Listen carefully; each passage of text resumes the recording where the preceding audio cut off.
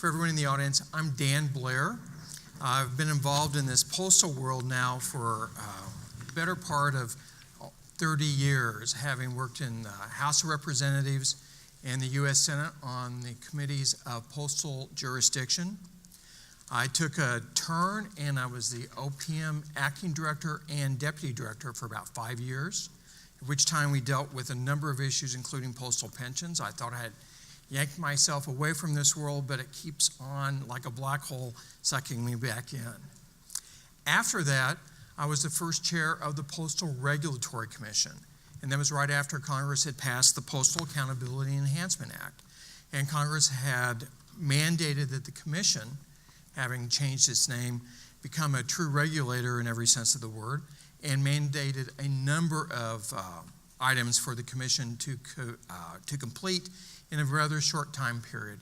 And I'm proud to say that we met all time deadlines. We had, as I recall, I think it was 18 months to set up a new regulatory system for market dominant products, and we did it in a little over 9 months. We set up the system for the competitive products. We did a universal service obligation study. We also looked at the Postal Service's financing regulations. We did quite a number of things in those first few years. Following my service on the commission, I was the president and CEO of the National Academy of Public Administration. That's a congressionally chartered think tank and consultancy. And while I was there, we focused on issues of public administration, but we also did a number of we did a couple of postal studies. One looking at last mile delivery and if there was a way of making that more efficient and more cost effective for customers.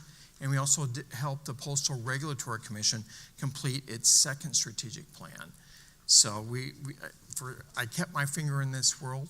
And then last year, after leaving the academy, I became a senior counselor and a fellow at the Bipartisan Policy Center.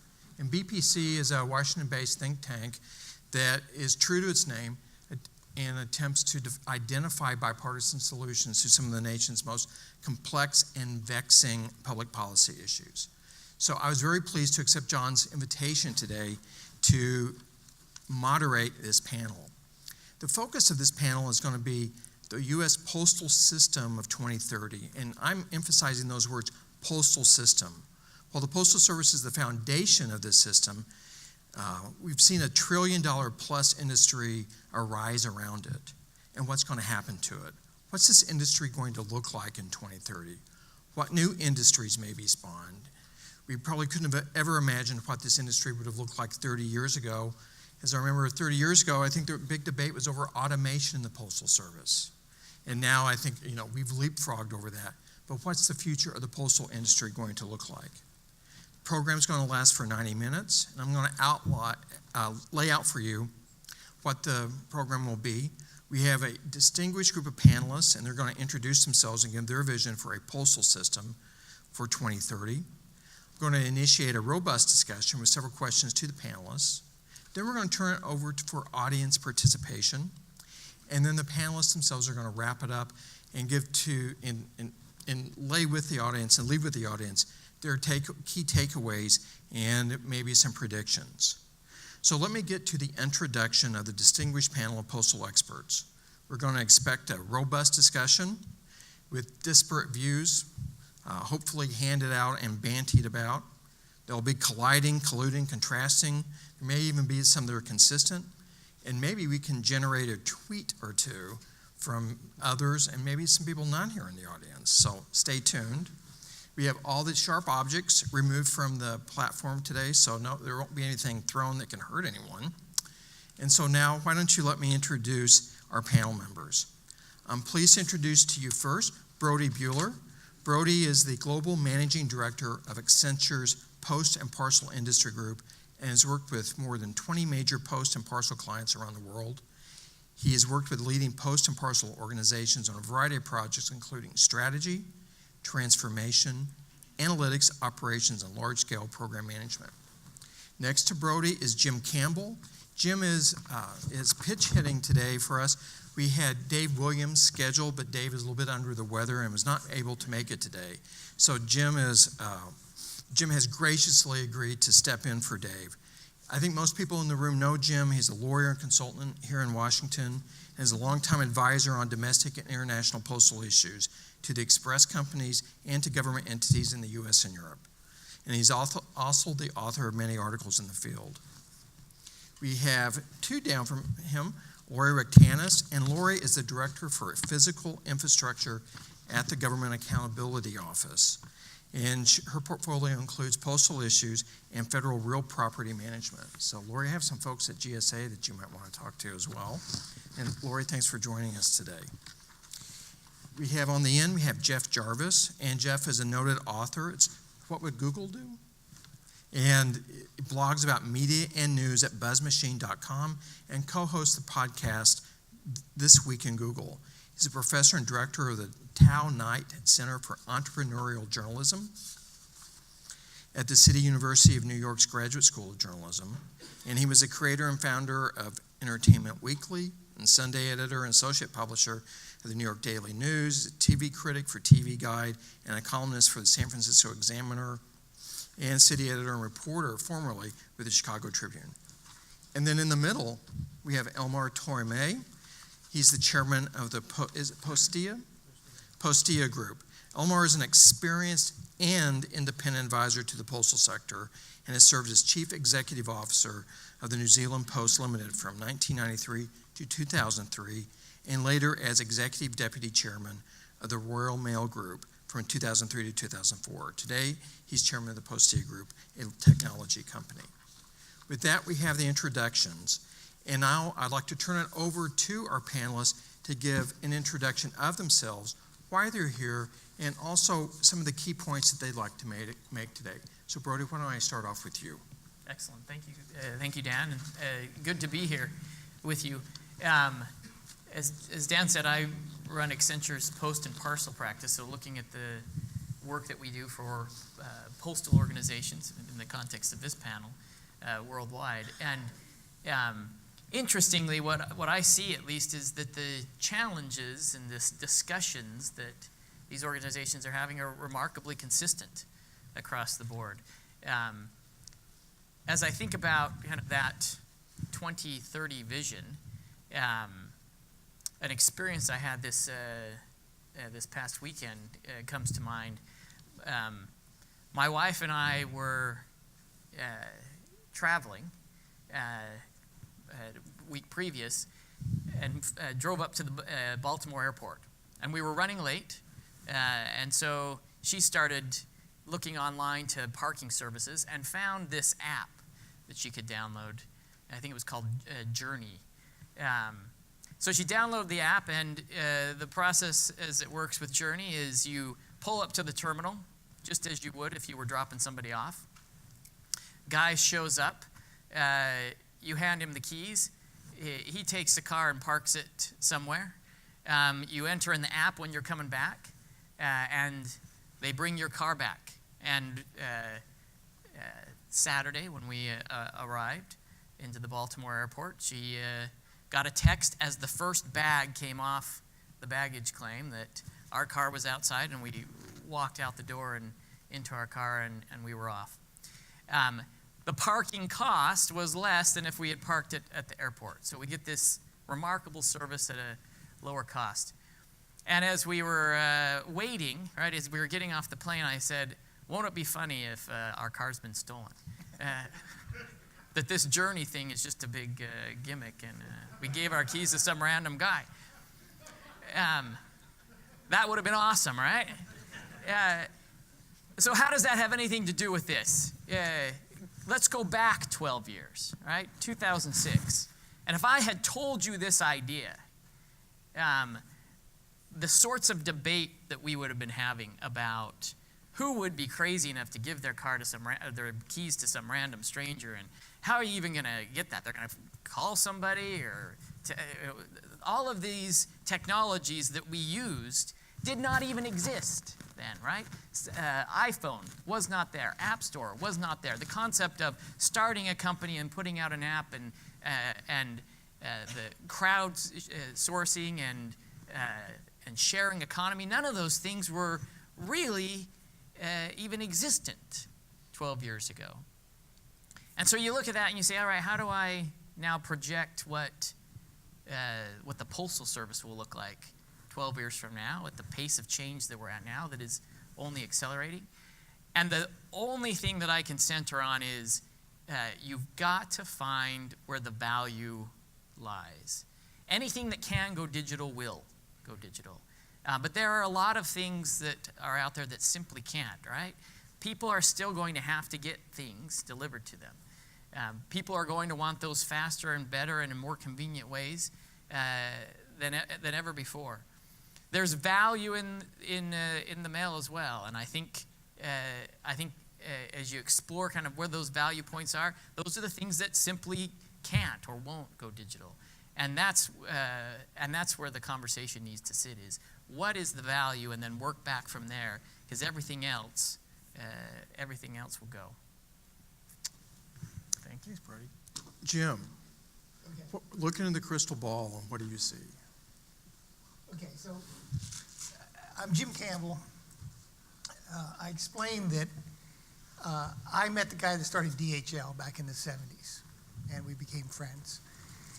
And I was at that time working in the Senate. I knew something about legislation, government affairs.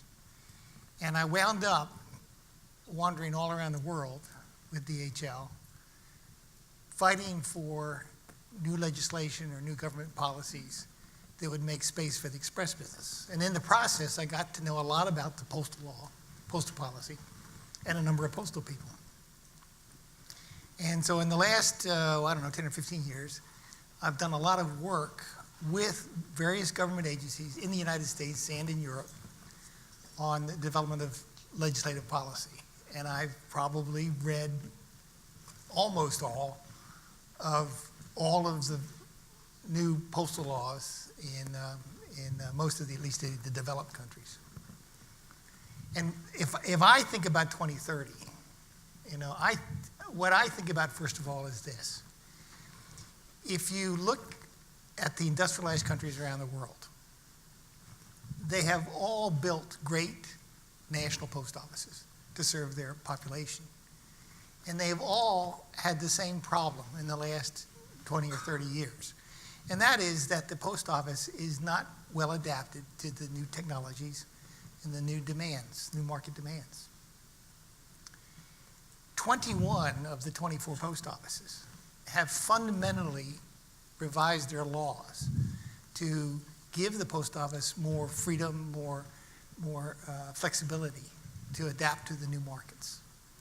Right? In general, they have all corporatized their posts. Many have privatized their posts. They've given their posts commercial freedom to get into new businesses. They've tried to inject the sorts of incentives that Mike was talking about earlier, Mike Plunkett was talking about earlier, about how do we bring more innovation and more willingness to experiment into the post. These post offices are different places than they were 20 years ago. In general, every one of these countries has found it necessary to carefully define the universal service obligation, which was very vague before, and then to compensate the post office for the cost of doing universal service. Right? The United States is one of the 3 countries that has not really tackled this problem. And for me, if I look at 2030, I see that the great lack in the United States is some vision of how to reshape the legal framework, the institutional framework of the Post, in order to allow the Post to change. And I don't personally see another way to do this other than to go down the path that most of these other developing countries have done, developed countries have done. But if there's another way, somebody needs to articulate it, and Congress needs to wake up to the need to reform. Elmore, you've led transformation and seen it take place. What do you think is going to happen in the U.S. system over the next 12 years? And where do you see it going? Just in interest of time, nothing much. A man, a few words. I'd just like to comment, some years ago, I dropped my rental car at LA Airport. 2 weeks after I returned to New Zealand, I started getting urgent phone calls from the rental company. When was I going to return my car? It had been stolen after I dropped it. I never drop my car anywhere without some physical proof that you've picked it up and I can show somebody else. I've been on the supervisory board of 5 postal companies. That means an equivalent of the Board of Governors. New Zealand, United Kingdom Royal Mail, Malta, Deutsche Post DHL board, and currently I sit on the board of Qatar Post.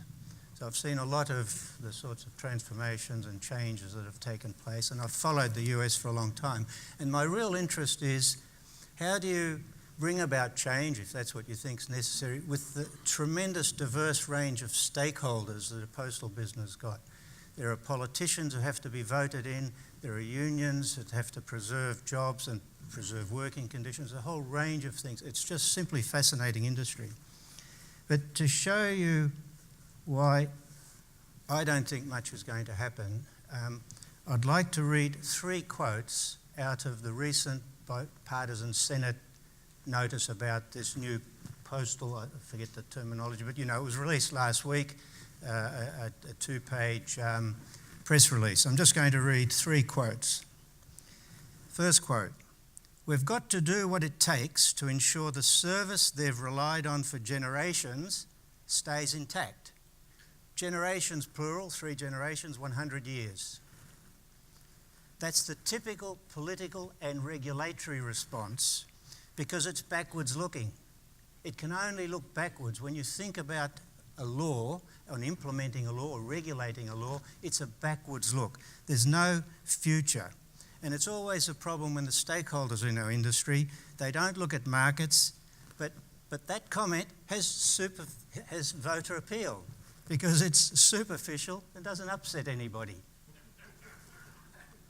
The second quote: "Safeguard a universal postal system and encourage innovation." I'm glad you're laughing. This is a classic cop-out, isn't it? Look, innovation's going to allow us to protect the status quo.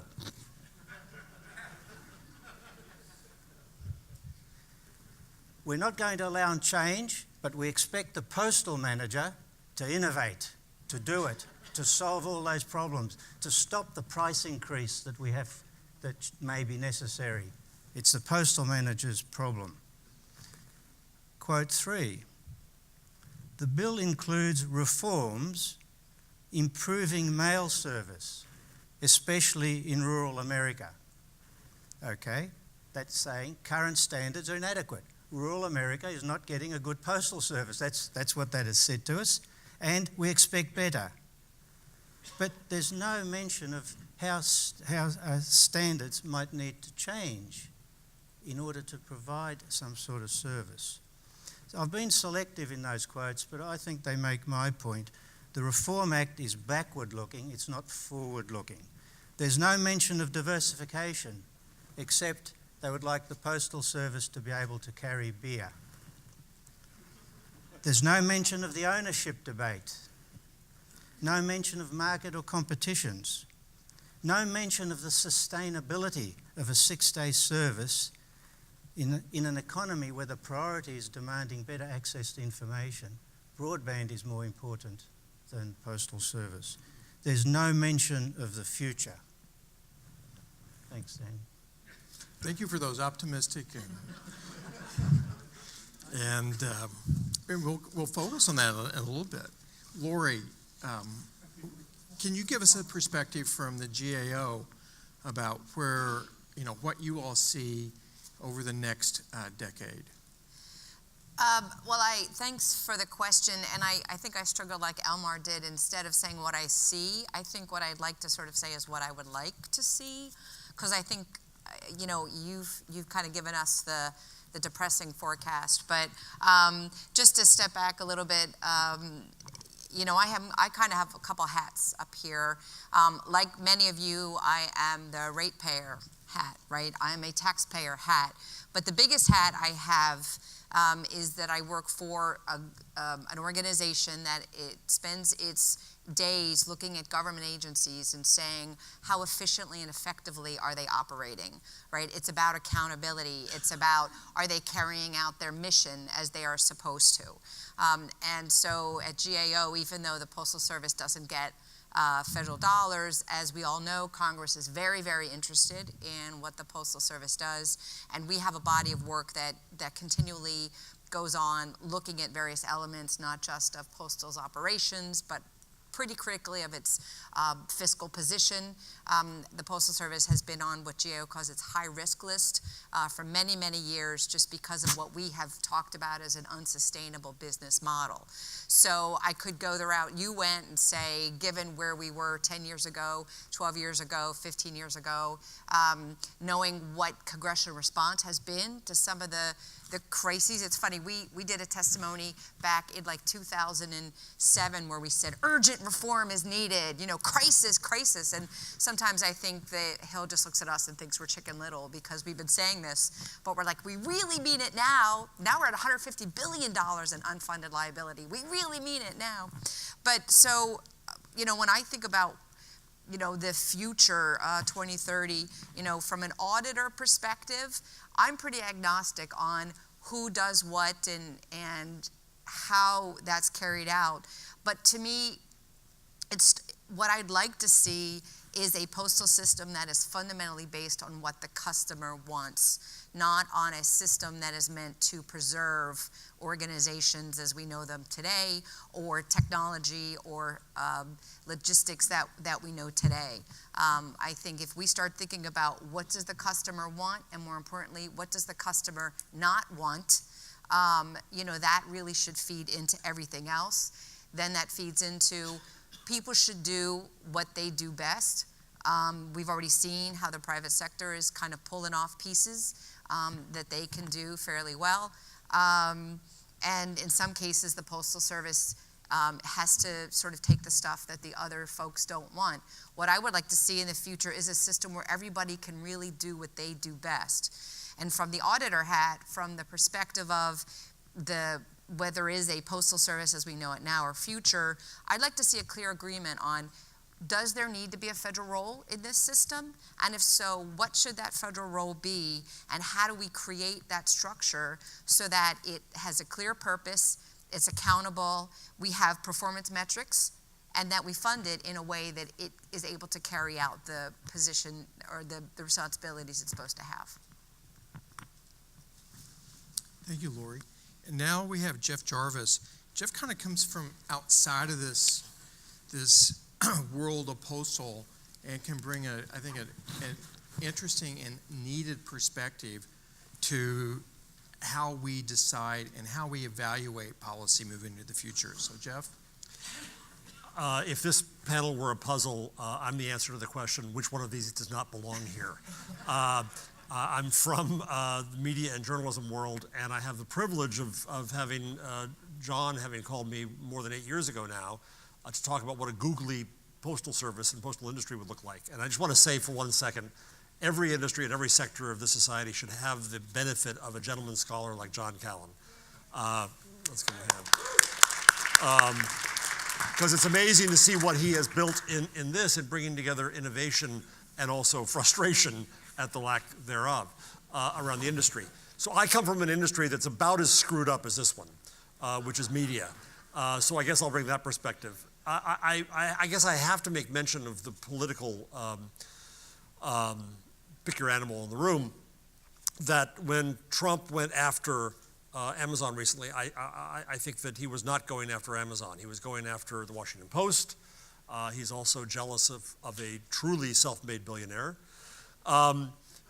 But Amazon was caught. It was the tuna caught the dolphin caught in the tuna net, and so was the U.S. Postal Service.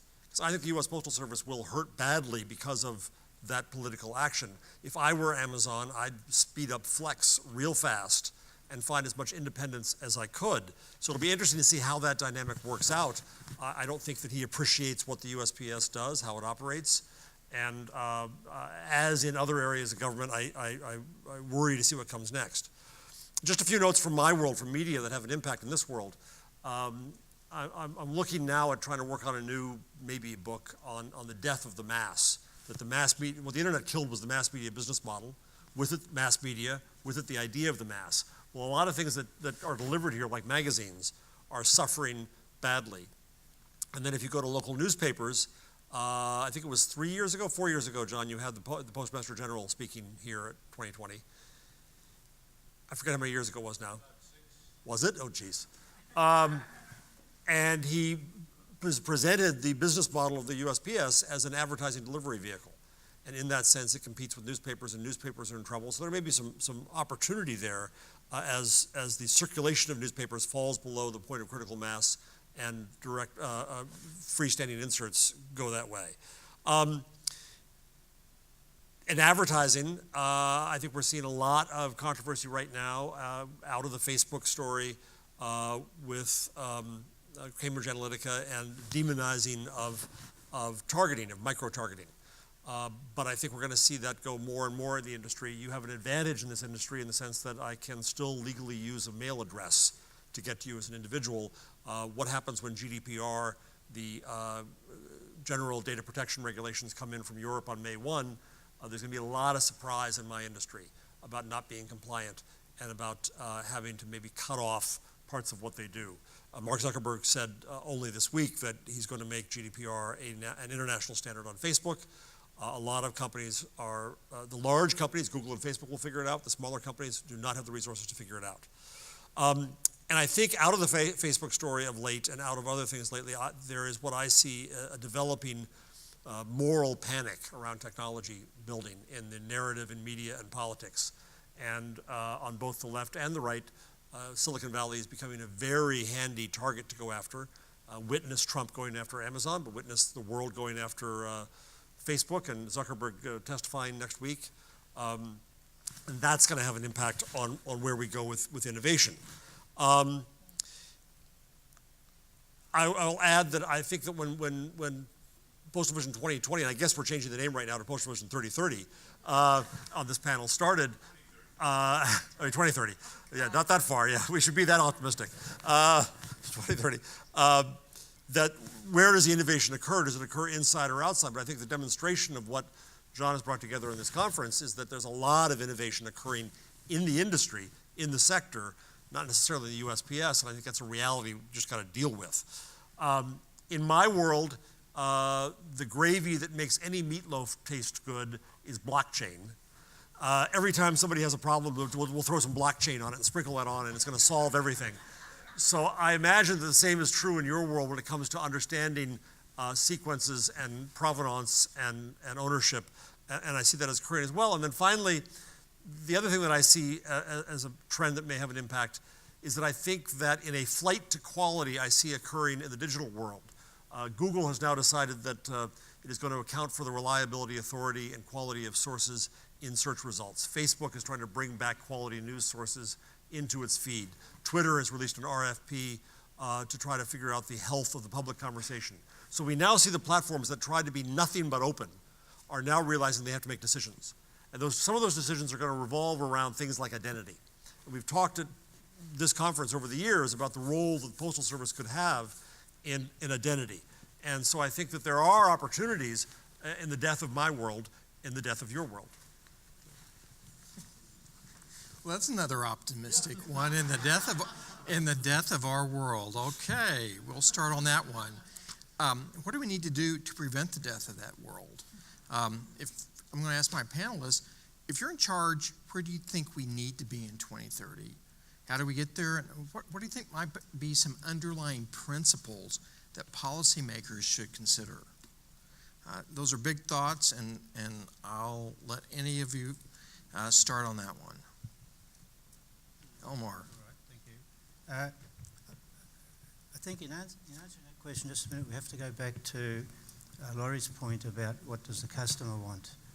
And it's completely the wrong question to ask in the postal context, because we've seen the customer. That was a panel just before. That panel was very clear what they want. They're the only customers left. I'm talking about the mail business. And those weren't the customers I was talking. Yeah. Sorry, guys. But this industry has 5 sets of stakeholders. Those customers, the union employee representatives, management, politicians and citizens. And the important one is the link between citizens, who are not customers at all. They receive mail, in that context they are. They don't initiate any mail, but they do influence the politicians. So to that path to the 2030, it's angling amongst there somewhere. And two of the critical reforms that we've seen elsewhere that we haven't seen here that I feel have to happen in that period to 2030. And I'll just touch two. The topic we had before about crowdsourcing last mile, high density crowdsourcing last mile that we had before. That's being done in a few places where the last mile delivery is on marginal pricing, marginal costing, where you get either temporary employees or people who are on your database that you can call in to deliver mail. In rural New Zealand, since the 1920s, mail has been delivered by private contractors. And increasingly that's become more of a marginal pricing, paid by margin, and they're allowed to deliver other things like newspaper, milk and parcels from other carriers. So there's a way of reaching out to the growing number of delivery points that we keep talking about in the US, but we never keep talking about what the model should be to service all of those delivery points. And the second one no one has talked about at all in the whole 2 days is the role of the post office, the physical institution. And the only modern posts who still have post office owned, staffed post offices are those who have financial services. And in fact, in those posts, it's the financial services, the banking that they do at those offices that are sustaining the entire post, let alone the mail service. And so in countries like the US, where the post office does nothing except postal services, sell stamps, do a bit of interchange and that, no one has a owned network like that. That has all gone to private shops and private network, which is very much a minority in this country. There are about 1,500 of those locations. So I think there are some significant reforms possible, and the magical question is how do you get those on the table? How do those people who put together that new press release we saw last week, what have you been doing all this time, Jim? Why haven't they got the words you've said in? Why aren't those words even being debated in some way? What exactly is the fear? And because and a lack of leadership. Wait a minute. Let me do a little bit of a gloss on Elmar's comments here. All right, first I want to explain to you that the country that changed the world, the postal world, outside of the United States, was New Zealand. New Zealand was, back in the 80s, you go back in the 80s, and New Zealand was the talk of the postal world because they really tackled reform. They rethought the post office. And there's a lovely book, was it Slaying the Dragon, or what was it? Raining in the Dinosaur. Raining in the Dinosaur. All right, by a journalist down there, Vivian something or other. And I commissioned it. did you really? Oh, it's a terrific book. Okay, he commissioned it. Well, he can get you some copies. Okay, read that book, and it'll read like last week's press release that Elmar's talking about. I also want to emphasize, Elmar emphasizes the problem of how do you do this? How do you get the political consensus together? Okay, it's a difficult problem, no question about it. But the other industrialized countries in the world had essentially the same problem. All right, they also have unions. They also have people that want the status quo. They also have businesses that didn't want to change anything. All right, they also had managements that were initially, and at least in most countries, very much opposed to reform. All right, it can be done. I mean, the answer, what we do need to do in some respects is study what other countries have done. All right, then the last point I want to make is I want to second Laurie's point about, well, what's the federal role here?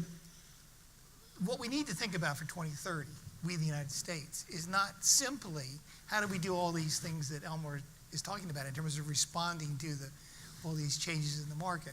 We need to ask, well, what delivery system infrastructure do we need? And then what role should the post office or the federal government play within that overall structure that satisfies the needs of the country? We need even a broader inquiry. Can I? Please. I mean, I think I would add it, sort of talk it from a little different perspective. Congress are my clients, right? We talk to them quite often about these issues, and you could argue that it's all about the votes and they don't want to close their offices, but at the end of the day, what we hear from them a lot is, we don't understand what the crisis is. Mail is getting delivered. We hear about these amazing things going on, this informed delivery. We hear these trucks are old, but they're still working. And so, it's sort of a catch-22. And we've said that to the Postal Service. They've done an amazing job at doing what they're trying to do, given how much their hands are tied. And so I think partly what needs to be done is helping people understand that the very reasons why they are fearful of doing anything different are in fact going to happen anyway, to sort of do some scenario planning. We did some work last year where we talked to a lot of different folks about, well, what would happen if you changed the monopolies, the letter in the mailbox, and a lot of the things that people raised as their concerns, it's what we just heard about with the industry panel. Well, if we let go of the mailbox or letter monopoly, we might lose volume and revenue. Well, it's happening, right? We might lose some of the Postal Service's efficiency, the economies of scale and scope. Well, that's happening. So I think partly what we need to do, and again, I think it's dangerous when you try to think forward when you're using the current platform, because that by definition creates a problem.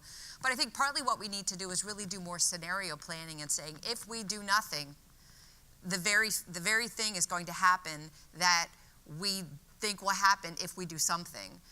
Because I think the other thing we're lulling ourselves into is we need to be talking real change, not just Medicare integration, not just raising prices. I mean, we're really talking fundamentally starting, with the end in mind. Again, when I say customers, I mean consumer. What do I want? When do I want it? How do I want it? And if I don't want it, can I not get it, please, right? Because for as many people that want all that mail, there's some people who don't. So I would argue that, not that I want a crisis monger, but what is the crisis and what's going to make people go, oh, you're right, we need to do something? Let me kind of flip that and say, rather than what's the crisis, is what can we get from change? What's the benefit of a change? I know, Brody, you and Jeff both were talking about, you were talking about the app that you were using that when you dropped your car off at BWI. And Jeff, you're a futurist in many ways and looking forward. This postal industry over the last 3 years has done an incredible job of we can debate what the figure is, but most of the figures out there have been touting $1+ trillion. How do you sustain that? How do you grow that? What could be some of the new products that are out there? In looking forward, what's the benefit of changing our postal system and what could we get out of it? Please. Me? Oh, I don't know. I'm amused listening to this because in my world, in my parallel universe, when we get desperate about thinking what's going to happen to newspapers and media, the knee-jerk reaction is often government support. And here I sit, and I'm in a group which is basically trying to get away from the cold hand holding back innovation because of government support. And mind you, I'm a Hillary Clinton Democrat, so this is not normally what I would say, but I think there's an opportunity here not just for product change, but also for structural change. Given the current political climate, this may be the time to push privatization opportunities. And I normally wouldn't say that myself, but I think that there may be an opportunity to say that you could free up segments of this field for innovation, for investment, for the ability to change that could happen now that wouldn't happen other times. So I see that as a current opportunity. Brody? Go ahead, Elmer. Just coming back to the point, what more could they do, or what different products and services I'm sort of taking you to say. Or even on a further scale of what does it need to be? Do we need a post office in the future?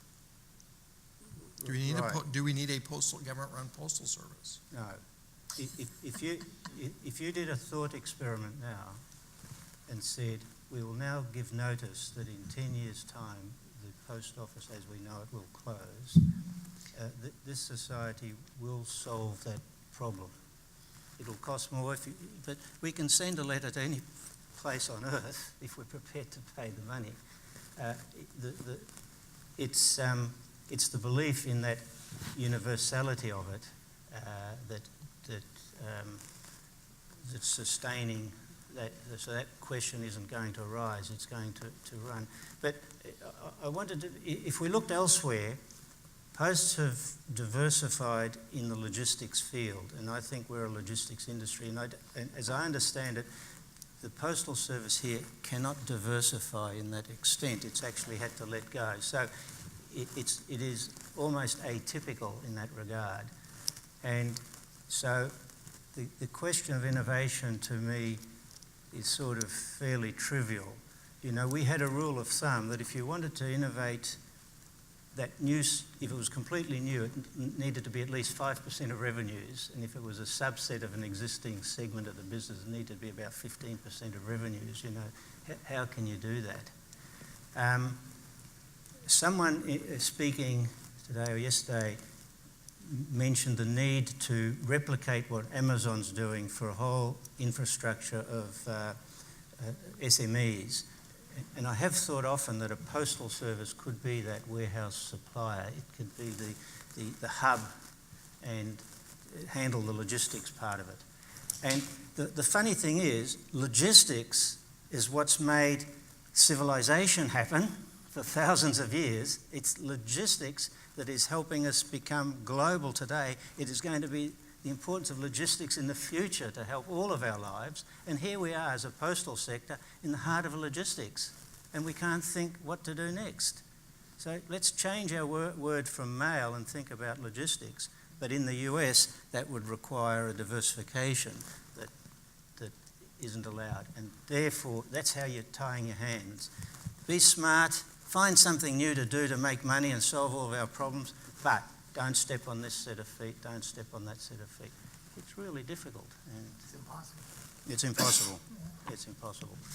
To Elmar's point, in the research that we've done, what we found is that logistics diversification is the strategy that's working. If you look at the top 10 financially performing postal organizations in the world, 8 of the top 10 have diversified into logistics. It is producing better financial outcomes than even the financial services diversification that they've done. So you know, that adjacency, I think, is a great opportunity area. Dan, I like the way you changed the paradigm there from kind of what is the crisis that sparks change to what is the opportunity that sparks change. And as I was listening to what Lori said, I thought, you know, what commercial entity in the world, when they're talking to their board, would say, well, what's the crisis that, you know, explain the crisis, and if there isn't one, then we should do nothing, right? Just watch it, and when it's going off the cliff, then we should act. The thing I've told many clients is a regulator can't make a high performer. Right?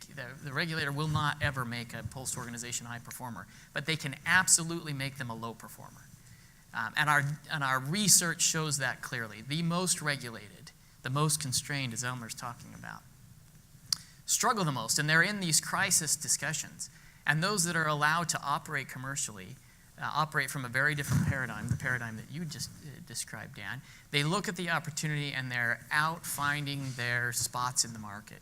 And they're very successful at doing that. These are the savviest operators out there in a lot of ways, right? As I talk with people at USPS and clients like them around the world, I find some of the best logistics operators in the world. And if they're allowed to do what they know to do, if they're given that freedom, then there won't be a crisis. They'll find the way. They're good at what they do. Dan, I'm going to tell you what's going to happen to remove the crisis. This debt that's owed will be paid for by Congress. I have absolutely no doubt about it. This debt, which is due to future health insurance and maybe now some pension insurance, that will be paid for because it has to be. It's a condition. Nothing. And when that's paid for, It's being paid for now. Pardon? With the Postal Service not paying for it. Right. no, It's no, basically it's being not paid. paid That for debt now will be by- forgiven. That debt will be forgiven. In the scheme of the debt of the United Are States, you making it's the trivial. prediction? Are you making the prediction that it's going No, to be? no, this isn't a prediction. This is going to happen. It's a certainty. I'm going to come to the prediction at the end. Okay. This is going to happen. But it'll happen with one of two things. One, some reform of the remuneration conditions of the employees, namely to do with pensions and health, or it won't. If it does, the post, with gradual postal pricing increases, with the mix of how products are changing, can chug along to our 2030 destination. If they do not change those conditions, then those debts are just going to build up again. So that's my prediction. Prediction. That's what is going to happen.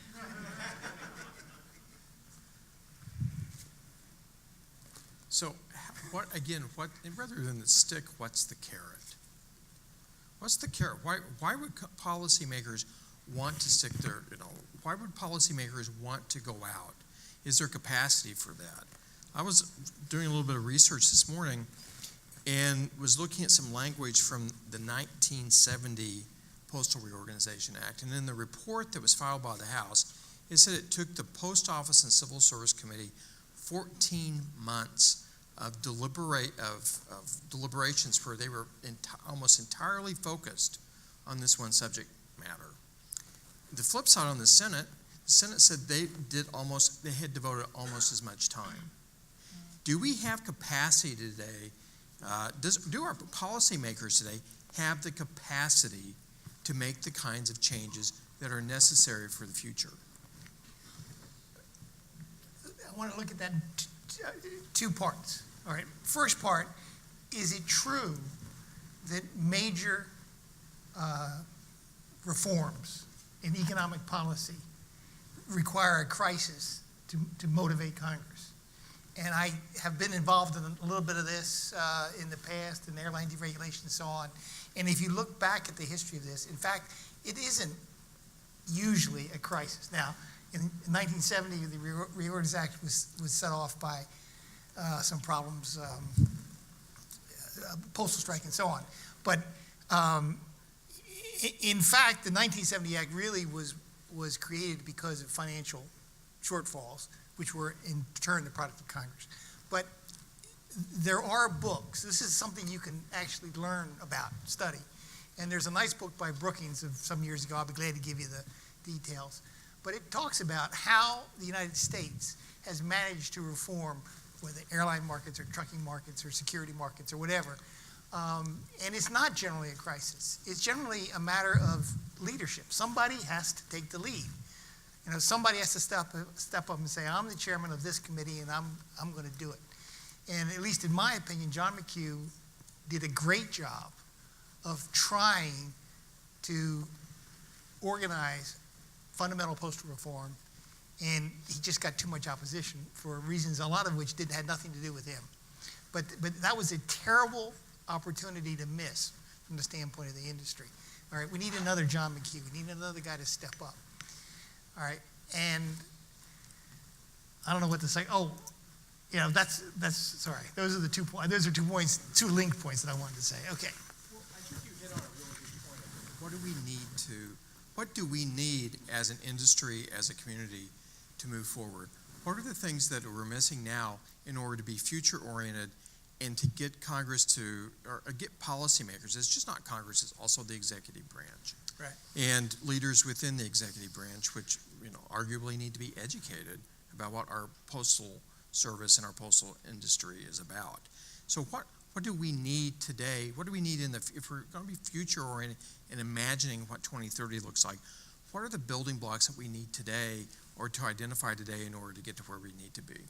Okay, so I'm sorry, Dan, to monopolize, but just let me make one more point about who in the administration is going to help you. All right, one of the great failings of the 1970 Act, as we tried to get politics out of, or government out of the running of the post office, is there was no executive department that was left in charge of postal policy. So if you go back to 1970, there is no, it's not the Department of Commerce, it's not the Department of Transportation. There is no government department that regularly looks at this market and changes and is able to advance proposals. And that is a real problem. The only people that have ever taken an interest is OMB by default. And Or- Treasury. and Treasury, which is even worse, in terms of reform. This is a real problem with the U.S. government, is we don't have a department that looks at this from a policy standpoint. Elmar? When we wrote 2030 as the horizon to look at, I did this arithmetic. 2444. What do I mean by that? Right. 2468. I know two presidents who have talked about the Postal Service. Reagan, he actually floated the idea of privatisation. And Mr. Trump, who spoke last week or last couple of weeks. The President 244, year in, in that period, the President will make a comment about it. That's a prediction for you. I gotta start writing these down. You got those in the notes, right? Ken? So- I think it needs a political leadership from somewhere. To create that department you're talking Yeah, about yeah. requires someone to stand up and say we need to do it. Yeah. And in doing a postal law, what's terribly important is it doesn't get into detail. Now, it's impossible almost to say that, but if you looked at the last draft law I saw where we spoke in this forum a year or two ago, I think the first paragraph was the Postmaster General will not be paid more than this amount and his C-level managers won't be paid more than that amount. Come on. Let's have a broad definition of the universal service. Don't even mention 6 days. It's a service with a price that'll be regulated. Then let the executive arm, the way you're describing, make the decisions tied to what the environment is telling us, as opposed to having to go through a legislative process which takes years and years and years. And you know, I sort of love to take partial credit for the things that happened in New Zealand, but it was a political solution, and it was the politics that allowed a moment Yeah. of reform change to take place, and then people stood up and sort of acted. Isn't part of the question you're asking, where does the pressure come from to make the change? Until some tweets last week, I would have thought that private industry that depends upon the Postal Service, like Amazon, would have been in a position to say, we'll use you more if. Now this reverses it. But I do wonder whether industry, whether the industry as a whole, the customers of this entire industry, play a role in creating pressure on government for reform. But this is what I think is part of the irony, and again, not that this raises to the level of gun control, but the issue is the people who, the customers that we're talking about in 20, 30, 40 years aren't us, right? We are the past, and I think about the millennials, I think about those folks who are demanding all of these services. How much can we get them to take this matter and say, this is what we want from our delivery system, you know, in 10, 20, 30 years? I think about my son who's 19. You know, I think if he and his friends were up here, they would be very clear on what they want and what they need, and they're not going to be talking about the Postal Service versus, you know, something else. So, yes, you need leadership at the top, but I think we also need to really figure out who are those customers in the future, because many of us we're too far in it. Like, we are a part of it, and it's hard for us to really think differently about what this could look like or should look like. Now, I don't know whether if there's a lot of millennial groups out there that want to, you know, march on Washington to, save the postal ecosystem. But I mean, I know it sounds silly, but I think that's also what it's going to take our Congress, because I hear what you're saying. We shouldn't wait for a crisis, but when you think of when Congress has acted, TARP, the Stimulus Act from several years ago, I mean, that's what it takes now for our Congress to say, well, would we rather do something and take the consequences, or would we rather watch something chug along? And I would argue that to watch this chug along is actually the riskiest thing that you can do, and probably the worst thing. But I don't know if our Congress feels that that taking an action would have a greater consequence than taking no action. But I think young Oliver honestly didn't know what a stamp is. But that's And- what I'm and saying, so it's right. right? And so I But think he that- knows when he wants to get his Right, but Game Boy, and he it's may gonna get come. that from Amazon Flex and That's not care right. about the Postal Service. Right. And so it may be can become less and less relevant, which may be just reality. You know, I occasionally will be talking with industry stakeholders, and and they were very serious when they asked me this question, is will Amazon buy the Postal Service? It's like, are you kidding? But not really, are you kidding?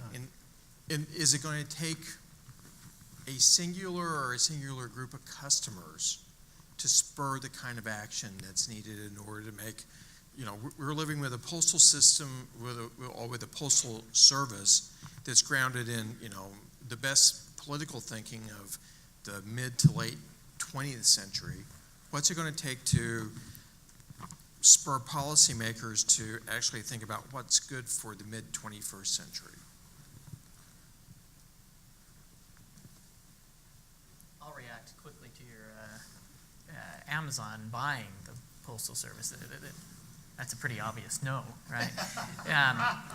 But But tell me, you've got to say why. they're building one, Pardon? is Right. why. They're building their own. It's cheaper to build your own. Yeah.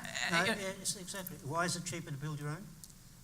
I don't know that it's necessarily cheaper to build their own. There's lots of reasons, right? You could look at labor, and it would come with all this Come on, government it's the elephant encumbrance. in the and room. It's labour. It's labour Yeah. costs. Come on, get out and say it. But that's not, I don't think that's, well, that could be why. But Amazon's history is find a competitive advantage that's very expensive, use this ridiculously low cost of capital they have because they don't have to produce any profits, build it and beat everybody to death with it. And they did that with marketplaces. They did that with Fulfilled by Amazon. They did that with Amazon Cloud. They're going to do that with Ship with Amazon. To me, it's pretty straightforward, right? They're going to build it and sell it to everybody else. And they can do that because they can get away with without having to produce profits to Wall Street and reinvest that capital into building because they've got the long view. And you can get into all that, but why would you buy something when you're on the clear path to building it? And they'll use that as a strategic competitive advantage. They are using it today in the market. And indeed, if they got a subsidy for universal coverage, universal delivery, then they become the post office. Exactly. Yeah. If somebody would pay them to do it, they would. Yeah. Well, at this point, why don't we open this up to audience participation? And the first question will go to the chief sponsor of our conference these past few days, John.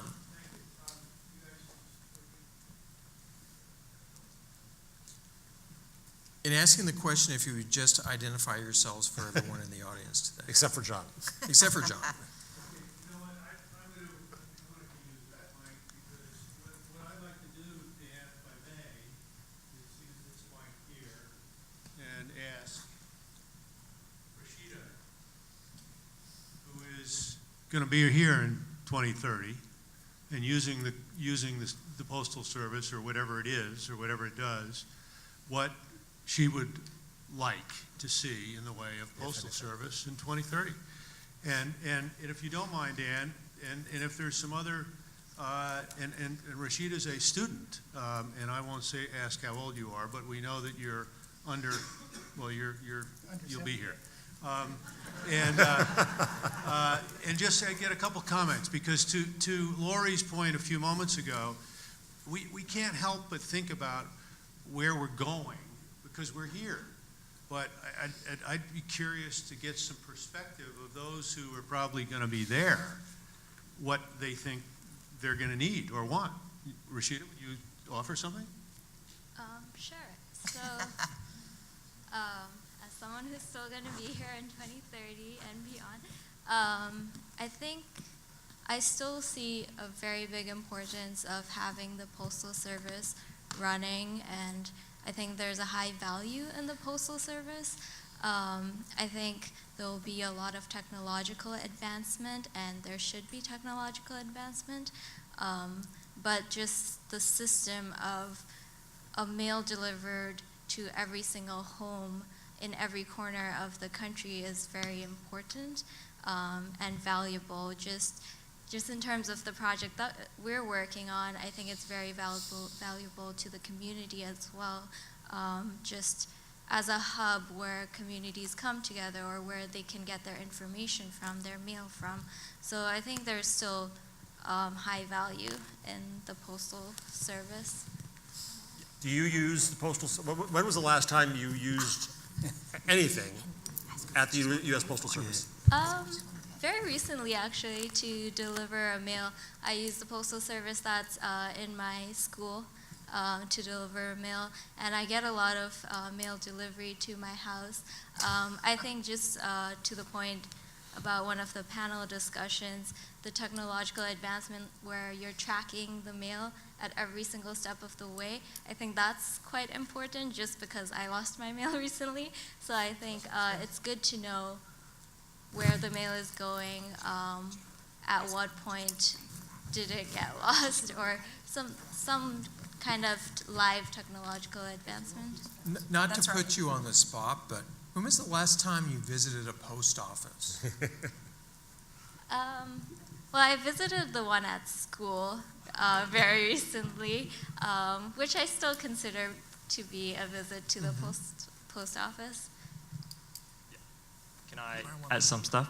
And I'm also a student from Carnegie Mellon University, and my name is Sean. And from my perspective, I believe the greatest asset does not only lies in the fleet or facilities owned by the USPS, but its direct interaction with other people in the United States. I think there's no other organizations that has such an extensive network that you can serve all the citizens at a constant rate, but the USPS does.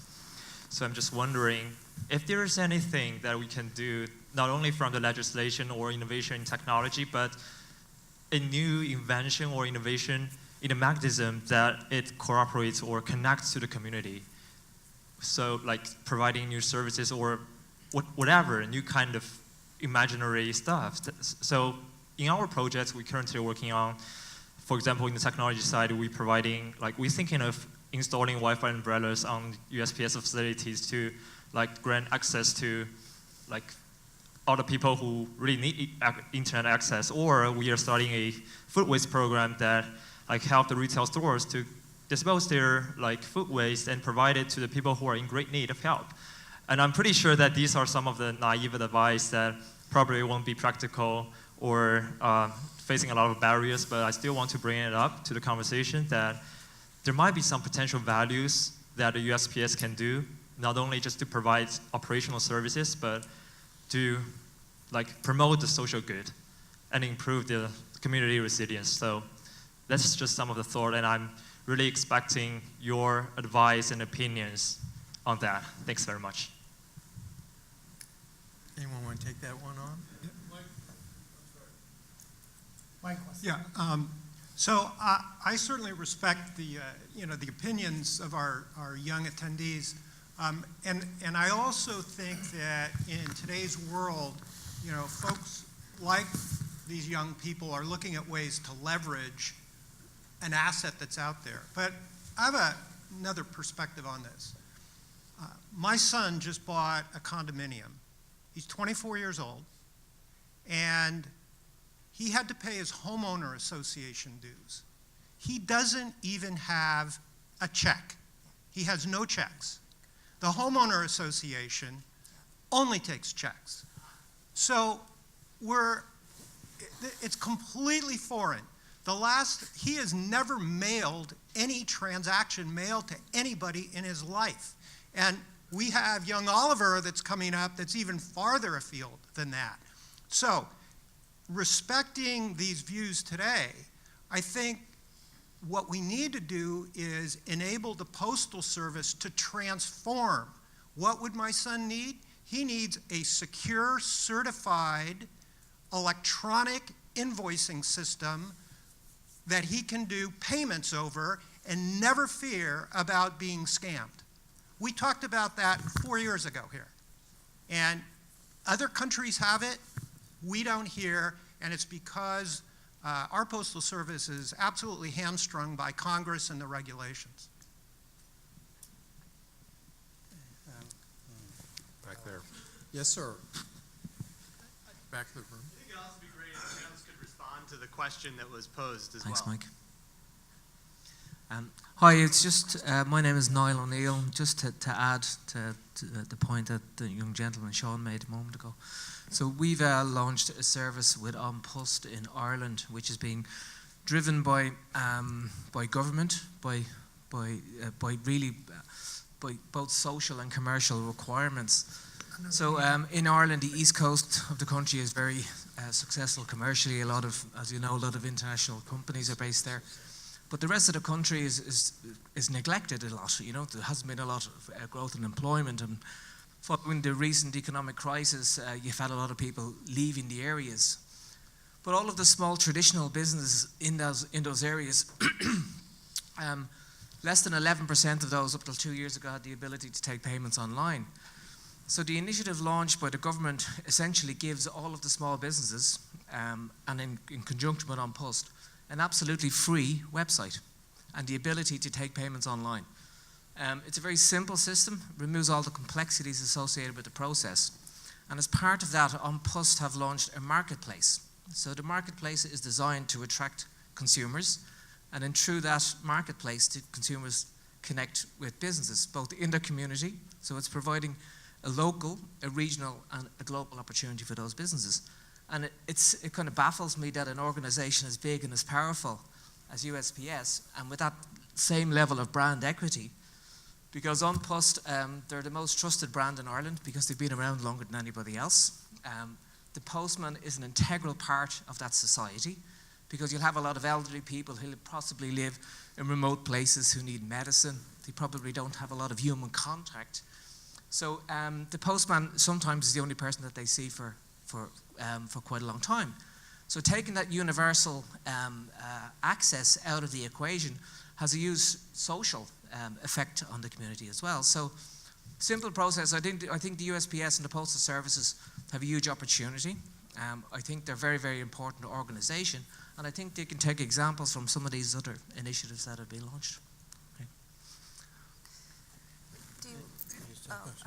Well, I mean, I guess you had asked us to sort of comment on some of these. I think, again, this is indicative of the swirling that we're in. These are all great ideas, but the fact of the matter is where Postal Service is right now, there's some things they can't do, there's some things they would be fearful to try, and given their financial situation, the core business model, which is still based on delivering this mail, of which the most profitable is declining, I'm not sure they're in a position to really do these things effectively. I think yesterday, I think they talked about, sometimes when you're in crisis mode, you try to you do a shotgun approach and you try to do a lot of different things.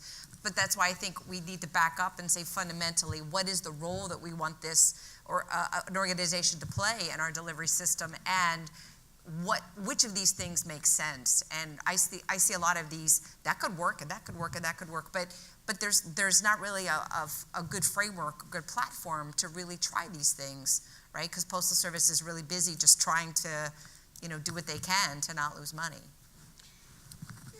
Dan, let me suggest a policy answer to the young commenters, to Mike, and to some extent to Laurie here. It seems to me that if we're talking about 2030 here, not next week, we're talking about 2030, the answer to the question, well, what do we want the Postal Service to do? Or what does society need in the way of public services from the post office? The answer is pretty clear, is that we don't know the answer, right? The market for communications and for delivery services is changing so quickly and so radically that the only answer we can provide at an abstract policy level is the Postal Service needs more flexibility. We have to build more flexibility into this system. It can adapt. Elmar? I've got a hypothetical way of answering your question, or having an answer to your question. You've heard me talk about hypothesizing the Postal Service didn't exist in 10 years, what would we do? You've heard me nag about reality of prices and so on. For letter mail, it should reflect the cost and so on. Now I'm going to make another hypothetical suggestion and have your view as to what would happen. Let's make letter mail, I don't mean catalogues or printed matter, I mean letter mail. Let's make that postage free. I once ran a day, free postage day, to celebrate some terrific profits we made, and the volumes for that day skyrocketed, and I overlooked somebody's postcard and he said, I'm going to give you a phone call tomorrow night. You know, he wrote a postcard to take advantage of free. But tell me, if the postage was free, do you think your housing association that you talked about will slow down their change to electronic payments? I don't think so. So it's now free. What's going to happen to volume? You know, are people going to send more letters or something? What's the view? The internet's already free. The internet's free. Well, But and no, mail's, mail's free. The and cost mail's of already free to the receiver anyhow. Pardon? It's already free to the recipient anyhow. Yeah, no, the sender, it's free to the sender. The budget of the USPS, 60 billion or something, is chicken feed in the context of the debt of the United States. Make it free. It's not going to change the inevitable switch to electronic transactions and all the other things we're seeing. Well, I think marketers would like to have free mail. He said no catalogs. I would No recommend a catalogues. book called No, The catalogue is a parcel, you see. It's Right. ridiculous the way it's priced, but because it's heavy and you know, it's a parcel. But anyway, sorry. I want to recommend a book called The Institutional Revolution that looked at the economic bases of institutions that were outmoded but lived on, like the aristocracy, dueling, other things earlier on, right? Selling army commissions.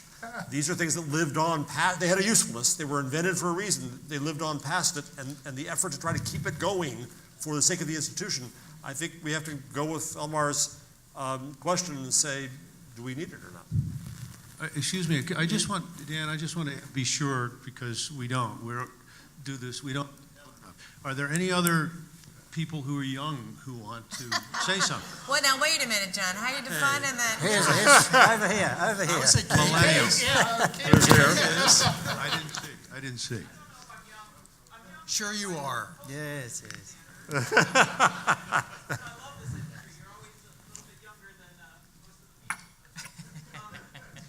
There's a few things. I started in the industry as a postal reporter, as a journalist, and so what Jeff was saying, I laughed thinking, always used to joke I got into two dying industries, journalism and the Postal Service, but they're actually still both around, and journalism is just going to look different. It already looks different and will continue to look different because Twitter is now considered, I kind of get all my news on Twitter, but the underlying content still comes from the traditional media sources. And Elmer makes a very good point. My kids, when they think about, their only thought of the Postal Service is Amazon. An Amazon package is what they think about for the Postal Service. And I was trying to describe informed delivery to my kids, and they're like, I go, you get an email of a scan. I mean, I don't get it either. I don't get the attraction. But I go, you get an email every day showing you what's in your mailbox. They're like, an email? Why do you want that? Like they don't even deal with email. They don't even think about mail, and I have to show them how to address an envelope. So, to Lori's point, the crisis is already upon us. This next generation isn't even thinking about mail. And I know we hear, the millennials, they like targeted mailing. Okay, I haven't met those millennials yet, but I guess they're out there. So I really think we've already wandered down this path of everything is looking much different. And even if you gave it away free, there's a whole generation that doesn't care. So, I don't know what the answer is, and there's probably not even a question in this, but I wanted to just sort of provide another point of view from, I think these young people are doing some kind of a study which gives them a very thoughtful perspective on the postal system, but that's just not most of that generation that I've come in contact with. We have time for just I have a few question more- for, I actually have a question for Jim Campbell as the Ramesh. legal expert.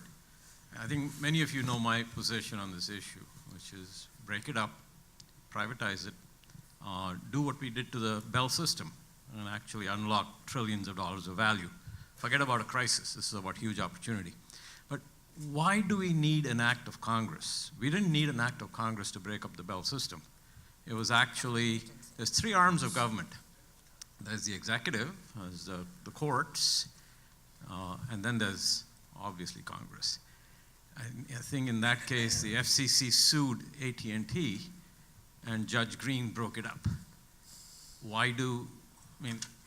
Ann Fisher's not here. Why can't the PRC sue the Postal Service and break it up? Because it's set in statute under Title 39. Is that right?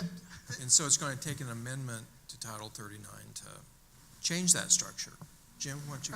Right. The AT&T breakup was a suit under the antitrust law, and it was the Justice Department. Of a private company. So, in fact, they didn't, the AT&T suit precipitated some reform, but, there was then 20 years before they actually got the telecom reform through Congress. I know, but I claim that you would not have Google, you would not have Netflix, you would not have Apple, you would not have Facebook, you would not have trillions of dollars of value that was unlocked because we broke up the Bell system. Yeah, I do think, I think if you actually think about the problem of how do you precipitate major change in society, there's more than one way to do it. There's more than one way that it's been done. Crisis is not really the key, but one of the ways it can be done is a key case, a key legal case that tips the balance. And probably even before that AT&T breakup was the MCI case. Yes. All right, and that was really the beginning. And you can think of things that were done in the airline business, for example, as well. You could imagine some key cases, although offhand I can't think of a key case that would do something to the post office, but possibly. And when I say leadership, I don't necessarily mean somebody from Congress, but somebody in this decision-making world has got to stand up and say, well, we have to change this thing, and here's a plan. And one thing that I think is absolutely crucial to precipitating change is study, is understanding. You really need a very clear, factual basis for what you're doing. And I think, for example, airline deregulation, which was the first big deregulation, and I was very much involved in that. The basis of that ultimately was a series of economic studies in the 60s and 70s. And really, that's where it came from. And then some people stepped in and said, well, wait a minute, we can do better. Thanks, Jim. Yeah. Help us find that some leadership that might You have be one over stepping here. up. We had a gentleman over. Yeah. So Sverker Lindberg, as you might have seen me earlier this morning. I actually, a long time ago, I was with the Swedish government and I was part of writing the Swedish postal legislation, but that's not what I'm going to talk about now. I wonder, is anyone here thinking about the big elephant in the room again?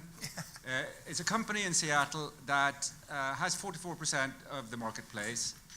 This country, if I recall correctly, about 110, 120 years ago, you broke up a number of monopolies for a very good reason. Standard Oil, the railroads, regulated some, because it was, what do we have now? We have a company that uses predatory business methods against the retailers. So if you go on a marketplace, you list something on marketplace, if it actually sells, Amazon's going to pull the rug from under your feet and take that and sell it themselves. So you as a small retailer has to build the market and then Amazon takes it. On the other side, you have Flex, which is essentially predatory pricing of labor.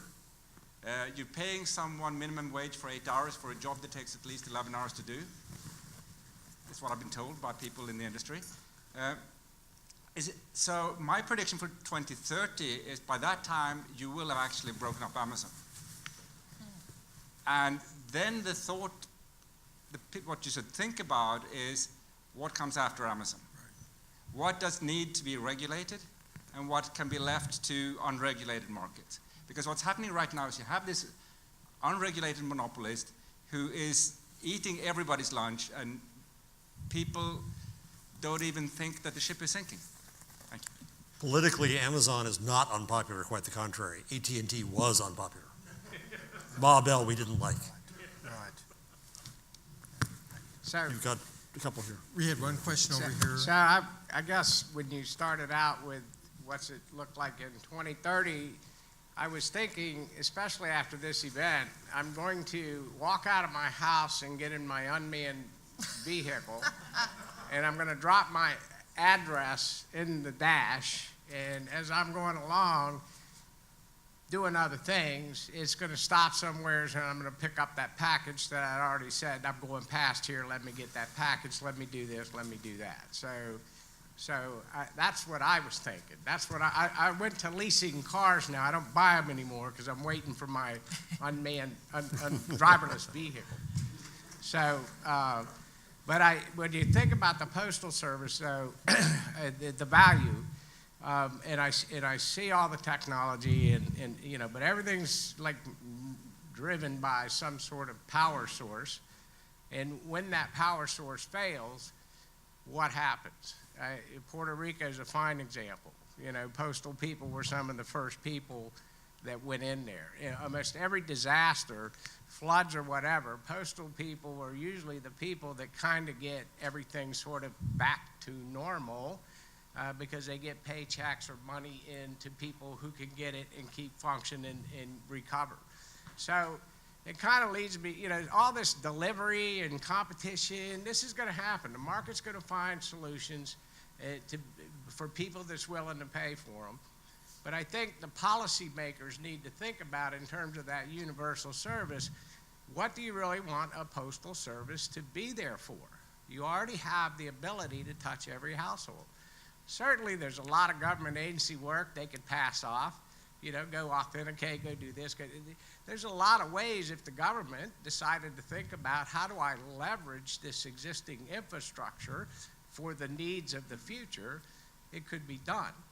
It's, you know, I mean, there's certainly some reason to have that kind of an infrastructure in place that's not private. I don't know. I know some private organizations, they'll drone in medication, they'll do this and that, but this is guaranteed, you know, by the government. I think that's part of what they said, this universal ability to bind a nation together, even though in the Civil War, you know, the Postal Service quit delivering to the rebellious South, and they formed their own postal service, the Confederate Postal Service. So, you know, the history shows that you still need it, regardless of what's going on, but you need to rethink of what's it going to be when some of this physical delivery stuff, you know, is settled down somewhere. You got to have some kind of an infrastructure. The 1970, the binding the nation together language comes from the 1970 Act. It doesn't come from George Washington. There was no language like that for the first 170 years or something in the post office. That's interesting. We have the time for just one more question. So we're going to. Sure. I think it's been a wonderful discussion, very, very wide ranging. You know, I go back to a couple of comments that you guys have said, you know, what's unique about the Postal Service and the value. I think, Brody, you referenced this in the in-depth study that you did on the disruption in the postal industry that you published a number of times. And, you know, that what we know about the future is the Postal Service will more likely do things that are of value and unique, and everything else will be either disruptive or digitalized. And just welcome your thoughts. What's, you know, what do you guys see as not just Postal Service, but the mailing industry? What do you find that's uniquely value that you think will be here in 2030 so that we can imagine how we can either help the organization be successful in those areas or create other companies that will be successful in those areas?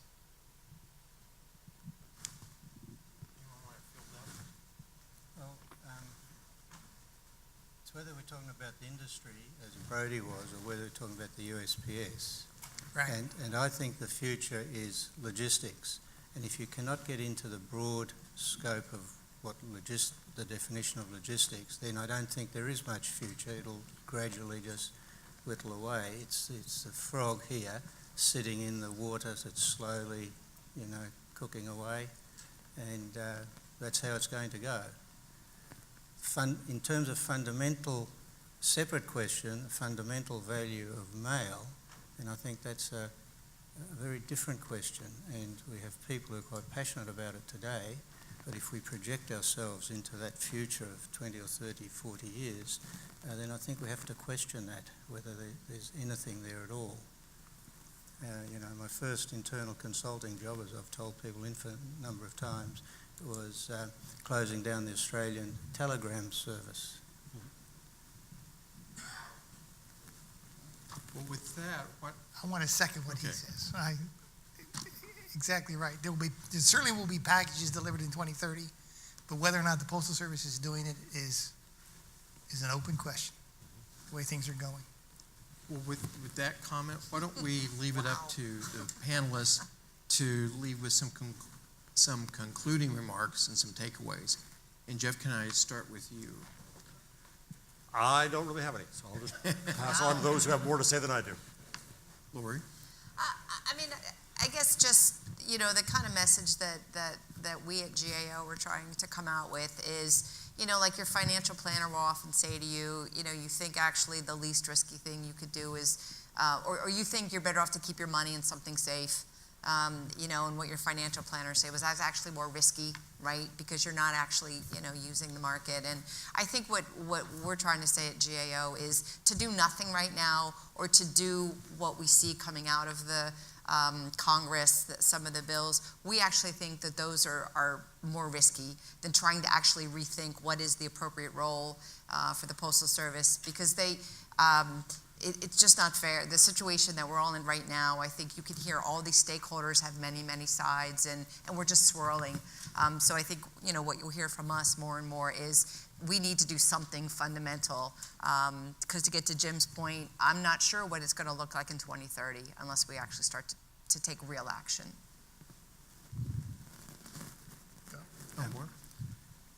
May I ask, have people heard of the website called longbets.org? Have people heard of that website? Right.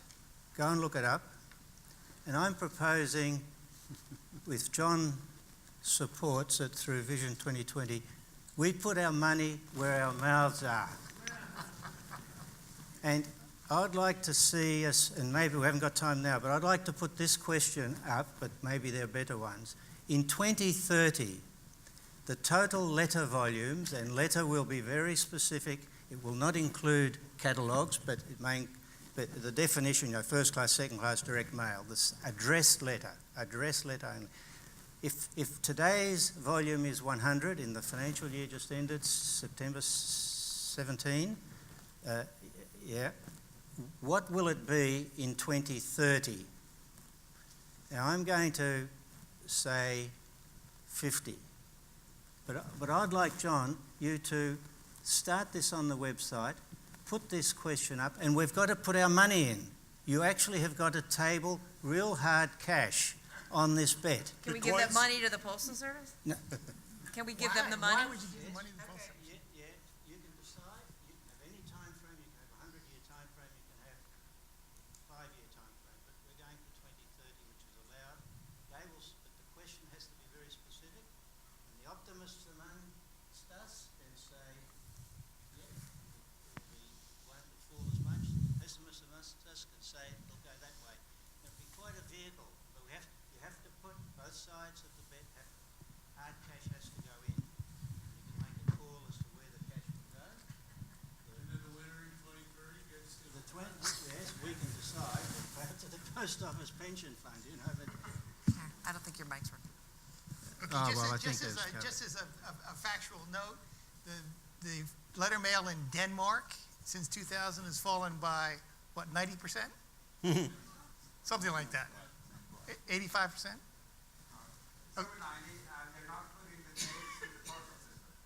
It's over 90. We've got a desperate sort of comment coming out. Got Mike Plunkett over there. Just parenthetically, I would like to point out that Long Bets is actually funded by Jeff Bezos from Amazon. He owns it all. Maybe he should be president. Well, yeah. Is that a paid commercial announcement? No, I did not know that. I knew nothing about that. But I do think, it's talk. Come on, what do we really believe? Let's put some money up against it, and we'll put a bet out. Okay, my final word. Dan points out that this is Title 39 of the U.S. Code. He's absolutely right. The only way to do the rethinking that Lori is talking about, and I agree entirely with Lori's comments here. I'm in trouble now if we're on the same page. No, you have to, we have to rethink Title 39. I mean, you fundamentally take a blank piece of paper, put Title 39 at the top, and then what do you want to see there by 2030? Or really, we have to move more quickly than that. In 6 pages? In 6 pages? No. No PowerPoint allowed. You can do it in 6 pages. A4 format? A4 format? Not the US. Six pages of prose, no bullet points. Where's that pizza team? We need it now. I'll sum it up really simply. They need commercial governance, they need market freedom, and they need infrastructure agility. In this marketplace, at the pace of change and at the pace of change of both consumer expectations and technology, you can't spend 14 months deliberating. You're going to have to be faster. And those 3 things allow them to move at the pace they need.